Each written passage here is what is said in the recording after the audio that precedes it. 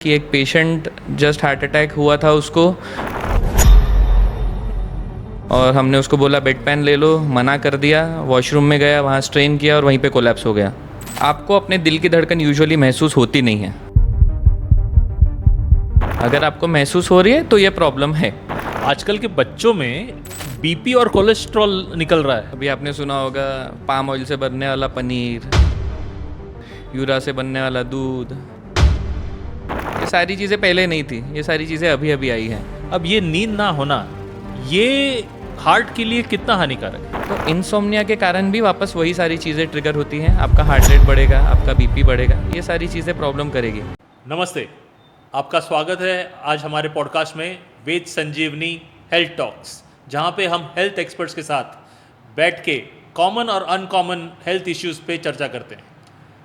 आज मैं हूँ चिराग वर्टी, को फाउंडर ऑफ वेद संजीवनी, और हमारे साथ है आज Nagpur renowned cardiologist doctor Manish Ganwani, thank you, जिन्होंने हज़ारों लोगों का हार्ट ट्रीटमेंट करी है और बहुत सालों से प्रैक्टिस कर रहे हैं नागपुर में।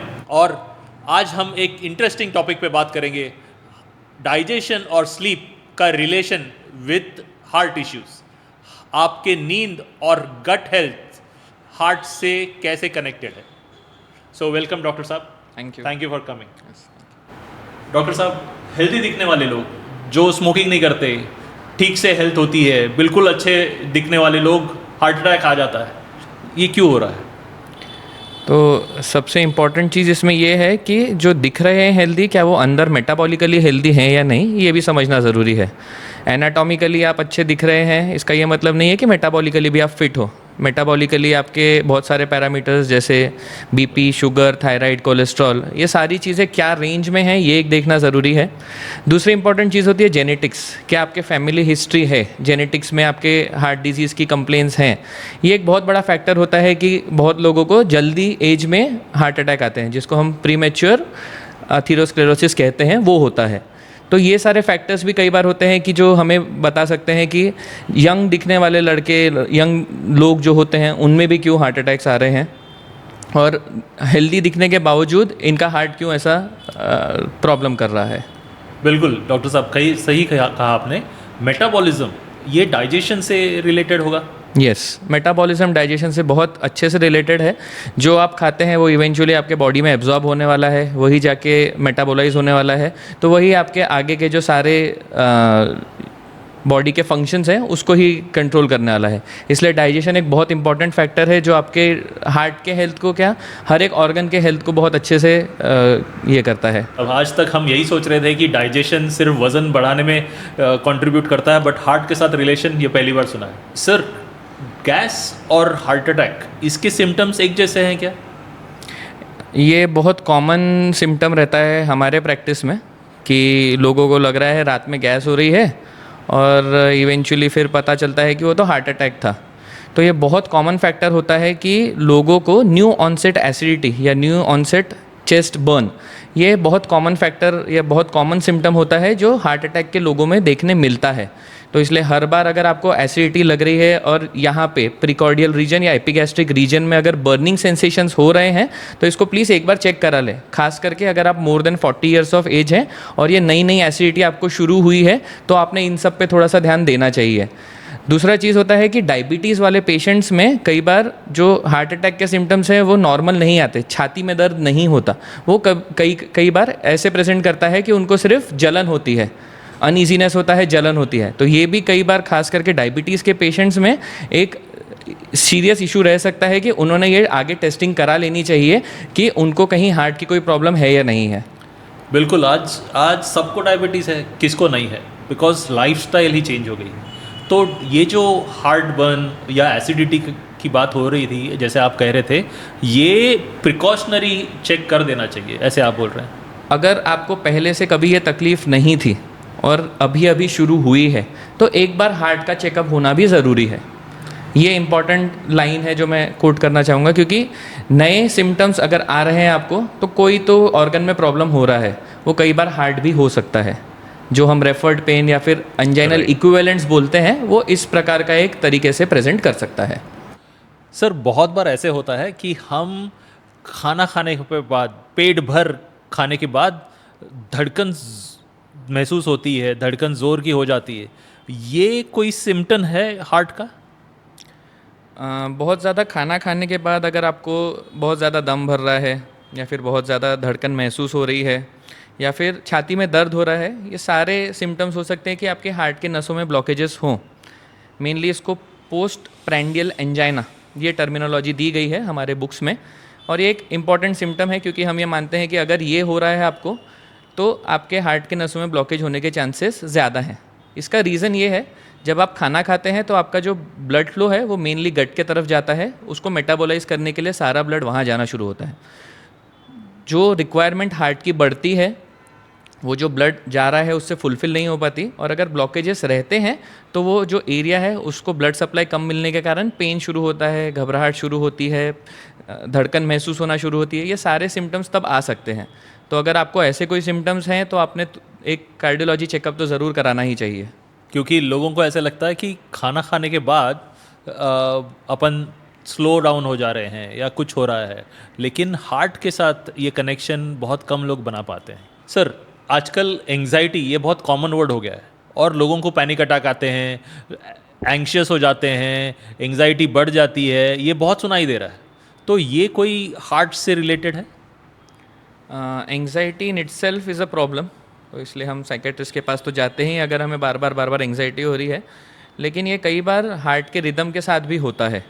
अगर आपको एंग्जाइटी जैसा फील हो रहा है और आपके हार्ट की धड़कन बढ़ी हुई है तो इसमें कई बार टकीकार्डियाज होते हैं हार्ट के, जिसको हम एसवीटी या वीटी कहते हैं, वो कई बार हो सकते हैं।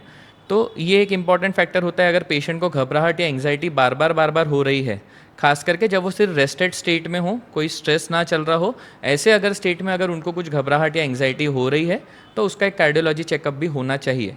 एक बेसिक ईसीजी भी हमें ये बता देगा कि आपको कुछ हार्ट के रिदम में प्रॉब्लम हो रही है क्या। वो एक बहुत इंपॉर्टेंट फैक्टर हो जाता है कि आप आगे इसका ट्रीटमेंट किस तरीके से करेंगे, या तो कार्डियोलॉजिस्ट ट्रीट करेगा या साइकेट्रिस्ट ट्रीट करेगा, वो एक ईसीजी भी बता सकता है। बढ़िया सर। सो ये एक जैसे हम पैथोलॉजी टेस्ट कराते हैं, ब्लड टेस्ट वगैरह, तो ये 40s के बाद या किसी भी एज ग्रुप में आजकल, जैसे आपने कहा कि हर एज ग्रुप में एक बार तो कार्डियोलॉजिस्ट से चेकअप कराना चाहिए। बिल्कुल सही बात है। एट द अर्लीस्ट अगर हम चेक कर ले रहे हैं तो हमें एक आइडिया रहता है कि हमारा मेटाबॉलिज्म कैसा चल रहा है। फिज़िकली तो हम अगर सारे टास्क कर सक रहे हैं, 3 फ्लाइट्स ऑफ स्टेयर्स अगर चल सक रहे हैं, अपने जो रूटीन एक्टिविटीज़ है वो कर सक रहे हैं, तो मोस्टली एनाटॉमिकली तो हार्ट नॉर्मली होता है। मेटाबॉलिकली हमारी बॉडी क्या परफॉर्म कर रही है वो हमें ब्लड टेस्ट से ही पता चलता है। तो अगर आज के डेट में देखा जाए तो 35 भी एक एज हो गई है जिसमें हमने एक बार पहले सारे ब्लड टेस्ट करा लेने चाहिए हमारा मेटाबॉलिज्म समझने के लिए। उसके हिसाब से हम आगे का प्लानिंग कर सकते हैं। अगर कुछ प्रॉब्लम्स आ रही हैं तो एवरी 3 मंथली चेकअप करना है, अगर नहीं आ रही हैं तो ईयरली भी किया तो भी चलेगा। सर, हमने देखा है कि कुछ लोग रात को बढ़िया एनर्जी होती है, कुछ लोगों की सुबह बहुत अच्छी एनर्जी होती है। ये सर्केडियम रिदम से और हार्ट का कोई लेना देना है? सर्केडियन रिदम भी वापस आपके बीपी को इफेक्ट करती है। अगर बीपी और नाइट शिफ्ट अगर आपका नाइट शिफ्ट ड्यूटीज़ हैं तो आपका सर्केडियन रिदम वैसे ही हिला हुआ होता है। तो अगर आपका सर्केडियन रिदम से रिलेटेड कोई प्रॉब्लम आने वाला है तो आपके सबसे पहले बीपी को इफेक्ट करेगा। आपके ब्लड प्रेशर के जो टाइमिंग्स होते हैं बढ़ने के और कम होने के, वो मेनली आपके हार्मोन्स पे लेवल होते हैं। हार्मोन्स के लेवल के हिसाब से ही आपका जो सर्केडियन रिदम है वो सेट होता है। इसलिए जो एनर्जी वाला जो आप पॉइंट बोल रहे हैं वो अगर आपका सर्केडियन रिदम हटा हुआ रहा नॉर्मल से तो ही प्रॉब्लम आती है, नहीं तो यूजुअली प्रॉब्लम नहीं आनी चाहिए। Thank you sir. सो बहुत बार हमको कहते हैं, मेरी दादी माँ कहती थी कि early to bed early to rise is a This is the way to be healthy, wealthy and wise. That is healthy, true. wealthy and wise. Yes, that is true. Because वही हमारा सर्केडियन रिदम हमें बोलता है। हमारा circadian rhythm वही बोलता है कि रात में आपके जो हार्मोन्स के लेवल है वो कम होंगे और एट द मॉर्निंग वो पीक होंगे। तो वही आपके लिए भी बेनिफिशियल होता है कि आप उसको ही फॉलो करें, जैसे कि आपको मैक्सिमम आउटपुट मिल सके आपके डे में। बढ़िया। सो आज ये नेटफ्लिक्स और प्राइम जो बिंज में देखते हैं उनके लिए तो ज़रूर याद रखना है कि अर्ली टू बेड डेफिनेटली जाना है आपने। बिल्कुल सर, पेट साफ होना ये हार्ट के लिए कितना ज़रूरी है? पेट साफ रहना ही चाहिए, क्योंकि इसको हम एक बीमारी भी मानते हैं, कॉन्स्टिपेशन। अब कॉन्स्टिपेशन 2 प्रकार के रहते हैं, एक क्रॉनिक होता है और एक अक्यूट होता है। हार्ट के पेशेंट्स में जस्ट आफ्टर एंजियोप्लास्टी हम तो लैक्सेटिव्स भी देते हैं जो मोशंस क्लियर करते हैं। क्यों? क्योंकि अगर आपको कॉन्स्टिपेशन है तो आप ड्यूरिंग डेफिकेशन स्ट्रेन करेंगे, जब स्ट्रेन करेंगे तो बीपी बढ़ेगा, बीपी बढ़ने के साथ साथ आपके नसों पे वापस इफेक्ट आएगा। तो ये सारी चीज़ें हार्ट के लिए डिट्रीमेंटल है। इसका एक बहुत अच्छा एग्जांपल मैंने मेरे स्टडीज़, मेरे जो डीएम टाइम है उसमें भी देखा था कि एक पेशेंट जस्ट हार्ट अटैक हुआ था उसको, और हमने उसको बोला बेड पैन ले लो, मना कर दिया, वॉशरूम में गया, वहाँ स्ट्रेन किया और वहीं पर कोलैप्स हो गया। तो ये हमारे बताने के बावजूद अगर पेशेंट्स नहीं कर रहे हैं तो वी कांट हेल्प। लेकिन ये एक सारा सिनारियो हमने भी देखा है कि पेट साफ होना कितना ज़रूरी है। अब इसका एक और दूसरा प्रकार है कि क्रॉनिक कॉन्स्टिपेशन। क्रॉनिक कॉन्स्टिपेशन भी एक प्रॉब्लम होता है जिसमें आपके बॉडी में जो डेफिकेशन है उसमें प्रॉब्लम होती है, इसलिए आप रेगुलरली स्ट्रेन करते हो, पर इसके साथ साथ इन्फ्लेमेशन भी काफ़ी बढ़ता है। इन्फ्लेमेशन के साथ साथ गट के जो माइक्रोबैक्टीरिया होते हैं, जो बैक्टीरियाज होते हैं, गुड बैक्टीरियाज, वो भी ख़राब होना शुरू हो जाते हैं। तो वो भी एक बड़ा प्रॉब्लम होता है क्योंकि वो आपका कोलेस्ट्रॉल बढ़ाना शुरू कर देता है। तो ये सारी चीज़ें मिलके आपका डाइजेशन, आपके हार्ट के हेल्थ को कैसे इफेक्ट करेगा, इन सब पे ध्यान देती है। सो ये सुनने के बाद तो मुझे ऐसा लग रहा है कि गट जो है अपना डाइजेशन और गट वो अपने हार्ट को चला रहा है। इन अ वे येस, 20 to 30% आप मान सकते हो कि बहुत बड़ा फैक्टर रहता है। आपका जो खाना पीना है, आपका जो डाइजेशन है, आपका जो रेगुलर रूटीन है, उसका बहुत इफेक्ट पड़ता है आपके हार्ट पे, क्योंकि यही सारी चीज़ें आगे हार्ट के प्रॉब्लम्स को बढ़ाने का काम करती हैं। वो मेटाबॉलिज्म को ख़राब करेंगे, आपके मेटाबॉलिक डिजीजेस बढ़ाएंगे और उसके बाद आपके हार्ट को भी ख़राब करेंगे। आपने कहा आपके चर्चे में कि गुड बैक्टीरिया, बैड बैक्टीरिया, इसका उल्लेख किया था आपने, तो उस बारे में ज़रा बताएंगे। गुड बैक्टीरिया जो होते हैं वो पेट में अच्छा कोलेस्ट्रॉल बनाने में हेल्प करते हैं हमें। तो आप जब भी कुछ खाते हैं तो अच्छा कोलेस्ट्रॉल कैसे कन्वर्ट हो, ये बैक्टीरिया का बहुत बड़ा एक हेल्प होता है उसमें। खास करके रेड मीट जो है वो गट के बैक्टीरियाज को ख़राब करने का बहुत ज़्यादा काम करता है, और उसके साथ साथ रीयूज्ड ऑयल, ये भी गट के बैक्टीरिया को बहुत बार ख़राब करते हैं। तो हम जो साउजी मटन खाते हैं, ये सबसे ख़राब कॉम्बिनेशन में से एक माना जाएगा, क्योंकि इसमें दोनों ही चीज़ें होती हैं, एक तो रीयूज्ड ऑयल भी होता है और रेड मीट भी होता है। तो ये एक थोड़ा सा ख़राब कॉम्बिनेशन है from a cardiologist point of view, क्योंकि ये आपके हार्ट को भी ख़राब कर सकता है। सर, रात को कुछ लोगों को सोते वक्त दिल ज़रा ज़ोर से धड़कता है, तो वो कोई साइलेंट वार्निंग है? आपको अपने दिल की धड़कन यूजुअली महसूस होती नहीं है। अगर आपको महसूस हो रही है तो ये प्रॉब्लम है। महसूस कब होती है? या तो आप एक्सरसाइज करके आए हैं, या तो आप बहुत स्ट्रेस में हैं, तब आपके हार्ट की धड़कन आपको महसूस हो गई। इन दोनों के अलावा अगर आपको हार्ट की धड़कन महसूस हो रही है तो ये प्रॉब्लम है। खास करके अगर लेटने में आपको हार्ट की धड़कन महसूस हो रही है तो ये वैल्वुलर प्रॉब्लम्स, मतलब हार्ट के वैल्व्स का प्रॉब्लम हो सकता है। मोर कॉमनली जिसमें वैल्व में लीकेज होना शुरू हो, वो प्रॉब्लम हो सकता है। अब वैल्व में लीकेज अगर हो रहा है तो इसको ठीक करना भी बहुत ज़रूरी होता है, क्योंकि ये बाकी हार्ट को बहुत ज़्यादा इफेक्ट करता है। सर, आज के लाइफस्टाइल में सबको स्ट्रेस है। किसी से भी बात करिए, कोई ना कोई तो स्ट्रेस होता ही है। तो ये जो स्ट्रेस है वो अपने हार्ट के लिए और अपने हार्ट के हेल्थ के लिए कितना हानिकारक है? स्ट्रेस मेनली जो इमोशनल, फिज़िकल, मेंटल, कोई भी स्ट्रेस हो, इसका एक इफ़ेक्ट आता है आपके हार्मोन्स पे। आपके कॉर्टिसोल के लेवल्स बढ़ेंगे, आपके एड्रेनालिन के लेवल्स बढ़ेंगे, और ये इवेंचुअली आपके सारे मेटाबॉलिज्म को ख़राब करेंगे। तो कोई भी प्रकार का स्ट्रेस हो, आपको एंग्जाइटी हो, डिप्रेशन हो, एंगर हो, ये सब ये हार्मोन्स को ट्रिगर करेंगे। और ये सारे हार्मोन्स का एक ही काम होता है, आपका फ्लाइट और फाइट रिस्पॉन्स। या तो आप फ्लाइट, या तो आप भागने की कोशिश करोगे, या तो आप लड़ने की कोशिश करोगे। इन दोनों के लिए ही आपका हार्ट बहुत तेज़ बीट होना चाहिए, इससे आपका हार्ट रेट बढ़ेगा। तो स्ट्रेस इवेंचुअली आपका हार्ट रेट बढ़ाएगा। हार्ट रेट बढ़ने के साथ साथ आपका बीपी भी बढ़ेगा। बीपी बढ़ने के साथ साथ आपकी नसों पे भी इफेक्ट आएगा। तो ये सारी चीज़ें सब कोरिलेटेड हैं, इसलिए हम लोग भी यही कहते हैं कि जितना कम हो सके स्ट्रेस लो। खास करके पोस्ट एंजियोप्लास्टी या फिर पोस्ट हार्ट अटैक वाले पेशेंट्स के लिए स्ट्रेस और ज़्यादा ख़राब होता है, क्योंकि हार्ट ऑलरेडी इंजर्ड होता है, उसमें हम ऑलरेडी उसको और स्ट्रेस देके उसका और काम बढ़ा देते हैं। तो ये चीज़ जितना मिनिमम रख सके हमारे लिए बेटर होता है।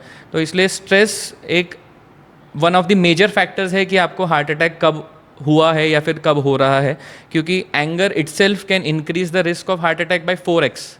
मतलब अगर आपको 1% रिस्क है तो आपका रिस्क 4% हो जाता है। तो एंगर भी एक बहुत इंपॉर्टेंट फैक्टर है जो आपको कंट्रोल में रखना है, इसलिए स्ट्रेस जो साथ में एंगर के ही आता है उसको भी कंट्रोल करना बहुत ज़रूरी है।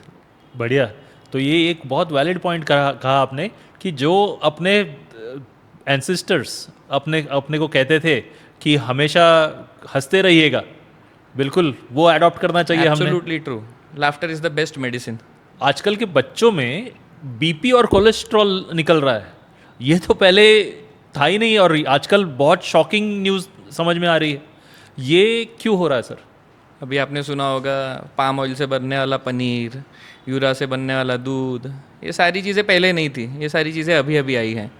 ये सारे अडल्ट्रेशंस जो आज के डेट में हो रहे हैं, ये सारे के सारे आपके मेटाबॉलिज्म को ख़राब कर ही रहे हैं। तो बचपन में ही अगर आपको ये सारी चीज़ें बहुत ज़्यादा मिल रही हैं तो ये आपके ऑलरेडी ऑर्गन्स को ख़राब करने का काम कर ही रही है। इसीलिए लोगों में आजकल यंग एज में बीपी बढ़ना, कोलेस्ट्रॉल बढ़ना, ये सारा हो ही रहा है। उसके साथ दूसरी चीज़ प्रोसेस्ड फूड्स बहुत ज़्यादा यूज़ कर रहे हैं हम, वेफर्स बहुत ज़्यादा यूज़ हो रहा है, बहुत ज़्यादा मैकडी, केएफसी, इन सब का चलन बहुत बढ़ गया है। ये भी आपके हार्ट के हेल्थ को, मेटाबॉलिज्म को अफेक्ट करना शुरू कर रहा है। तो ये भी एक बहुत इंपॉर्टेंट फैक्टर है कि आपका जो यंग एज ग्रुप है जो हेल्दी रहना चाहिए, वो इन सब में बहुत ज़्यादा अटक के रह गया है।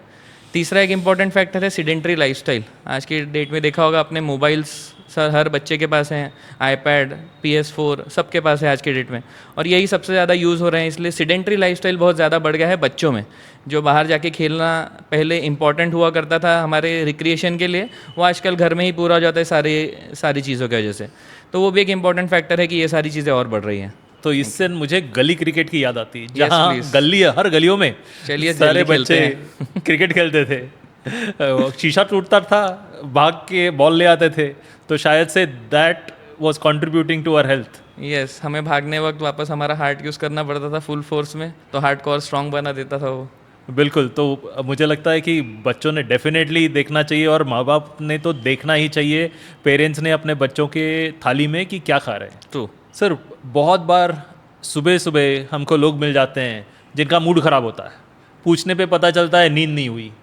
अब ये नींद ना होना, ये हार्ट के लिए कितना हानिकारक है? नींद ना होना को हम लोग एक टर्म बोलते हैं इंसोम्निया।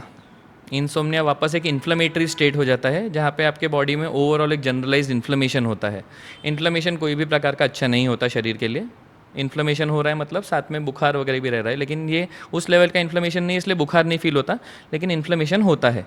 तो इंसोम्निया के कारण भी वापस वही सारी चीज़ें ट्रिगर होती हैं। आपका हार्ट रेट बढ़ेगा, आपका बीपी बढ़ेगा, ये सारी चीज़ें प्रॉब्लम करेगी। इसके साथ साथ कई लोगों को नींद तो आ जाती है लेकिन नींद अच्छी नहीं आती। उसका कारण होता है खर्राटे आना, रात में नींद खुल जाना, या फिर कुछ तो दिमाग में चलते रहना, एंग्जाइटी, स्ट्रेस, ये सब चीज़ें भी आपके नींद को हैम्पर कर सकते हैं। ये सारी चीज़ों का वापस आपके शरीर के मेटाबॉलिज्म पे इफ़ेक्ट पड़ेगा, आपके हार्ट पे इफ़ेक्ट पड़ेगा। तो इसलिए कई बार अगर जब आपको नींद अच्छी नहीं होती है, जब आपके खर्राटे बहुत ज़्यादा होते हैं, तो हार्ट का रिदम बदलना, जिसको हम एट्रियल फिब्रिलेशन भी बोलते हैं, वो भी कई बार होता है। तो वो भी एक इम्पॉर्टेंट फैक्टर होता है कि अगर आपको ये सारी चीज़ें हो रही हैं तो प्लीज़ आप एक जल्द से जल्द उसका ट्रीटमेंट कराएं, क्योंकि ये सिर्फ आपकी नींद की प्रॉब्लम नहीं है, ये आपके हार्ट को भी प्रॉब्लम देंगी। सर, तो आपने खर्राटों की बात करी, तो जो लोग खर्राटे लेते हैं वो एक सिम्टम है हार्ट का? ये एक प्रॉब्लम इन इटसेल्फ है, और ये कंट्रीब्यूट करता है हार्ट के प्रॉब्लम्स को। ये आपके बीपी को बढ़ाएगा, आपके हार्ट के रिदम को बदलने की क्षमता रखता है। तो ये एक प्रॉब्लम है खुद में, तो इसको ट्रीटमेंट लेना, हम स्लीप एपनिया बोलते हैं, ऑब्स्ट्रक्टिव या फिर सेंट्रल, इस प्रकार का होता है, उसको ट्रीट करना ज़रूरी है। उसके लिए आपको कई बार सीपैप मशीन्स वगैरह बोलते हैं। प्लीज़ घबराइए नहीं, सीपैप मशीन्स काफ़ी अच्छी होती हैं और आपके हार्ट के और बाकी के बॉडी के हेल्थ को अच्छी रखने के लिए भी बहुत हेल्पफुल रहती हैं। तो अगर आपको कोई एडवाइस कर रहा है, आप स्लीप स्टडी कराओ या फिर सीपैप मशीन लो, ये आपके लॉन्ग टर्म गेन के लिए है। तो इसलिए अगर ऐसा कुछ सजेशन मिले तो प्लीज़ उस पर अमल कीजिए। बिल्कुल। ये अभी मुझे याद आ रहा है कि लोग वेरेबल डिवाइसेस पहन के सोते हैं, जैसे रिंग्स हो गई, वॉचेस हो गए, डिजिटल वॉचेस हो गए, जो स्लीप इंडेक्स आजकल कैलकुलेट किया जाता है। तो is that useful? It is a blessing in disguise. Technology इतना आगे बढ़ गया है हमारे इसमें, ये सारी चीज़ें आपके एक्चुअली कुछ स्कोर्स भी होते हैं, तो वो स्कोर्स में भी ये हेल्प करने का काम करती है। अगर आप ऑलरेडी कोई डॉक्टर के पास नहीं जा रहे हैं लेकिन आप ये वेरेबल्स पहन रहे हैं, तो ये आपके डॉक्टर को हेल्प करेगा आपके आगे का ट्रीटमेंट मॉड्यूलेट करने में, आपको क्या ट्रीटमेंट देना चाहिए, आपको सीपैप मिलना चाहिए नहीं मिलना चाहिए, ये सारी चीज़ें हेल्प करेंगी आपके आगे का ट्रीटमेंट प्लान करने में। तो these are good blessings in disguise, तो अपन ने यूज़ करना चाहिए। हम अगर यूज़ करते हैं तो हमारे डॉक्टर्स के लिए ज़्यादा हेल्पफुल रहेगा कि आपका ट्रीटमेंट और बेटर हो सके। बिल्कुल। तो ये जो पहले से चला आ रहा है कि नींद अच्छी होनी चाहिए, ये बहुत मायने रखता है। बिल्कुल, नींद हमेशा ही अच्छी होनी चाहिए, इसलिए जहाँ तक हो सके कि आप नींद का एक शेड्यूल बनाएं। 7 to 9 आवर्स का स्लीप आपने लेना ही चाहिए। वो 7 to 9 आवर्स का स्लीप ही आपके लिए सफिशिएंट है आपके बॉडी को रिजुविनेट करने के लिए, तो उतना तो होना ही चाहिए। जी सर, ये लोग जो होते हैं, कुछ लोगों को 4 से 5 घंटे नींद आती है और रेगुलर वो 4 से 5 घंटे ही सोते हैं, और अगर पूछे जाए तो वो कहते हैं यार डीप स्लीप रही 4 से 5 घंटे, इज़ दैट इनफ? अभी आप ये किसके बारे में पूछ रहे हैं पता नहीं, पीएमजी भी वही कहती है कि वो 4 घंटे सोते हैं, लेकिन जो स्टडीज़ कहती हैं वो कहती हैं कि 7 to 9 hours of sleep is optimum. 7 hours से अगर कम लोगे तो आपको हार्ट अटैक के चांसेस बढ़ जाएंगे, 9 आवर्स से ज़्यादा लोगे तो आपके हार्ट की जो नसें उसमें ब्लॉकेज के चांसेस बढ़ जाएंगे। It is a U shaped curve, अगर आप ऊपर कहीं पे भी रहे इस लेवल में तो आपके लिए प्रॉब्लमेटिक है, इसलिए 7 to 9 hours of sleep is the optimum that you should have. That is what the books and the studies से। बढ़िया सर। तो ये एक ऐसी चीज़ हो गई, जो ज़्यादा सोते हैं उनके लिए भी हानिकारक, कम सोते हैं उनके लिए भी हानिकारक। करेक्ट, तो इसलिए नींद ऑप्टिमम होनी चाहिए 7 to 9 आवर्स। डॉक्टर साहब, आजकल 30 साल के लोग हार्ट अटैक से मर जाते हैं, इसका क्या कारण है? ये सबसे बर्निंग टॉपिक है आज की डेट में कि यंग लोगों में हार्ट अटैक क्यों आ रहे हैं। इसके ऊपर स्टडीज़ भी हुई है, एक स्टडी का पार्ट मैं भी था। तो हमारे स्टडी में हमको ये पता चला कि यंग लोगों में जो सबसे कॉमन फैक्टर है हार्ट अटैक का वो है स्मोकिंग और सेकंड है डायबिटीज़। तो ये दो जो कॉमन फैक्टर्स हैं ये इवेंचुअली आपके नसों को ख़राब करने का काम करते हैं। At an early age itself ये जाके आपके नसों को जो ख़राब करना शुरू करते हैं वो कभी कभी हार्ट अटैक में लैंड अप होकर लोगों की डेथ हो जा रही है। तो आज की डेट में अगर हम समझें तो एक स्मोकिंग हमने अवॉइड करना चाहिए, और डायबिटीज़ अगर है या फिर आपको ऐसा लग रहा है, अगर आपको बहुत बार प्यास लग रही है, बहुत भूख लग रही है, बहुत बार पेशाब हो रही है, डायबिटीज़ का टेस्ट करा के हमने ये समझना चाहिए हमें डायबिटीज़ है या नहीं। अगर ये हम जल्दी पकड़ पाए तो हम प्रोबेबली हार्ट अटैक से होने वाले डेथ्स को प्रिवेंट कर पाएंगे, खास करके यंग लोगों में। सर, आज अगर आप किसी सुपरमार्केट में जाएं तो वहाँ पे ऑर्गेनिक, वीगन ये सब सुनाई देता है। तो नॉन वेजिटेरियन जो खाते हैं और जो लोग नहीं खाते, उनमें क्या करना चाहिए? प्रोटीन या हार्ट, इसका रिलेशनशिप ज़रा बताइए। प्रोटीन तो हमें 1 ग्राम पर केजी पर डे का रिक्वायरमेंट होता ही है, तो प्रोटीन का रिक्वायरमेंट तो आपको एनी हाउ पूरा करना ही है। हार्ट वाइज देखा जाए तो आपको जो नॉन-वेज फूड है उसमें फ़िश, वो भी खास करके फैटी फ़िश, उसमें से आपको ओमेगा 3 फैटी एसिड्स काफ़ी मिलते हैं, तो वो एक हेल्दी फूड हो सकता है। बाकी के फूड्स में एग अगर देखेंगे तो एग में एग वाइट जो है वो प्रोटीन का अच्छा सोर्स है। एग येलो में कोलेस्ट्रॉल काफ़ी होता है, किसी की बॉडी पचा पाती है, किसी की बॉडी नहीं पचा पाती है। हम कार्डियक पेशेंट्स को बोलते हैं कि वो एग येलो अवॉइड करें, उनकी बॉडी पचा नहीं पाई तो उनका कोलेस्ट्रॉल बढ़ जाएगा जो इवेंचुअली जाके डिपॉजिट होना शुरू करेगा, इसलिए हम वो अवॉइड करने बोलते हैं। रेड मीट हमारे तरफ से बिल्कुल मना होता है। रेड मीट आपके कोलेस्ट्रॉल के लेवल्स को बढ़ाने का बहुत ज़्यादा काम करता है, क्योंकि उसमें खुद में बहुत ज़्यादा फैट होता है, तो रेड मीट हम अवॉइड करने बोलते हैं। चिकन में भी, chicken in moderation is okay, वो भी लीन फैट अगर लेना है हमें, आपको ब्रेस्ट पार्ट जो रहता है लीन फैट चिकन का, वो अच्छा माना जाता है। बाकी चिकन हम अवॉइड करने बोलते हैं। तो नॉनवेज एज सच कोई प्रॉब्लमेटिक नहीं है जब आप प्रोटीन और इसके तरफ से सोच रहे हैं। नॉनवेज में हम जो खास करके मना करेंगे वो रहेगा रेड मीट। सर, नॉनवेज खाना चाहिए या नहीं खाना चाहिए? वो आपके ऊपर है, आपको क्या पसंद है। From cardiology point of view अगर आप देखा जाएगा तो रेड मीट ही मैं मना करूँगा, या फिर कोई भी कार्डियोलॉजिस्ट आपको रेड मीट ही मना करेगा, प्रोसेस फूड मना करेगा। जो आपके बॉडी के लिए चल जाएगा या फिर आपके मेंटालिटी में फिट होता है वो सारी चीज़ें आप ले सकते हैं। अगर आपको नहीं है प्रॉब्लम नॉनवेज खाने से, आप नॉनवेज खा सकते हैं, लेकिन कौन सी चीज़ें खानी है कौन सी नहीं खानी है ये थोड़ा सा हमें देखना पड़ेगा। Thank you sir. तो ये एक सवाल ये होता है कि मीट या नॉन वेजिटेरियन जिस तरीके से बनाया जाए वो मायने रखता है। बेसिक इंग्रेडिएंट शायद से चल जाए, बट वो जिस तरीके से बनाया जाता है उसमें कोई फ़र्क पड़ता है? बनाने के तरीके में जितना ज़्यादा ऑयल यूज़ होगा वो एक बहुत प्रॉब्लमेटिक चीज़ है। अगर आप सावजी खाने जाओगे उसमें आपको बहुत सारा ऑयल मिलेगा ही, तो वो एक प्रिपरेशन हम थोड़ा सा अवॉइड करने बोलते हैं, जिसमें बहुत ज़्यादा मसाले हों, जिससे आपका गट सिस्टम हिल जाए पूरा और इवेंचुअली आपका हार्ट रेट बढ़े, आपको एसिडिटी हो, आपको इंडाइजेशन हो, वो सारी चीज़ें हम अवॉइड करने बोलते हैं। कोई भी चीज़ अगर आप सटल वे में ले रहे हैं तो इट्स गुड। अगर उसको थोड़ा सा फ्लेम्बॉइंट कर रहे हैं, अगर उसमें बहुत ज़्यादा मसाले हो रहे हैं, बहुत ज़्यादा तेल हो रहा है, तो आपके हार्ट हेल्थ को या फिर ओवरऑल हेल्थ को भी इफ़ेक्ट करेगा ही। सर, एक सवाल है जो हर 25 साल के लड़के ने सुनना चाहिए कि 25 साल की उम्र में लोग अपने आप को बिल्कुल हेल्दी समझते हैं, लेकिन उनके लिए एक हार्ट अटैक ये एक मिथ है या रियलिटी? कोई भी एज के लिए हार्ट अटैक एक रियलिटी ही है, फिर वो 20 साल का हो या 60 साल का हो, हार्ट अटैक एक रियलिटी है। अब ये यंग एज में आने का प्रॉब्लम ही ये है कि सारे लाइफस्टाइल चेंजेस जो हुए हुए हैं, हमारा जो डाइट करप्ट हुआ है, ये सारी चीज़ें ही हमारे हार्ट के हेल्थ को इफ़ेक्ट कर रही हैं, हमारे मेटाबॉलिज्म को इफ़ेक्ट कर रही हैं। तो ये सारी चीज़ें इफ़ेक्ट तो ला रही हैं। तो अगर आप 25 के भी हैं और अगर आपको सिम्टम्स हैं, चलने में सांस भरना, छाती में दर्द होना, चक्कर आना, बेहोश होना, ये सारे अगर सिम्टम्स हैं तो प्लीज़ आपका हार्ट का चेकअप कराइए। कई बार हार्ट का पंपिंग पावर कुछ कुछ लोगों में फैमिलियल ही होता है कि उनका हार्ट का पंपिंग पावर कम हो, जिसको हम DCMP बोलते हैं, वो हो सकता है। तो वो भी एक इम्पॉर्टेंट फैक्टर होता है कि आपने हार्ट का टेस्टिंग कराना चाहिए। तो मैं तो यही कहूँगा कि कोई भी एज ग्रुप हो, आपका हार्ट का टेस्टिंग एक बार ज़रूर हो जाना चाहिए, अगर आपको कोई भी प्रकार के सिम्टम्स हैं तो। सर, अगर हम पेट और नींद को ठीक कर दें तो क्या हम ये मान सकते हैं कि 50% ऑफ द हार्ट अटैक के चांसेस कम हो जाएंगे?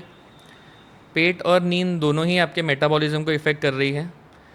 नींद का एक 30% और पेट का एक 20% का अगर हम रेशियो पकड़ें कि इफ़ेक्ट करेंगे वो, तो 50% तक हम मान सकते हैं कि आपके हेल्थ को इफ़ेक्ट कर सकती हैं वो।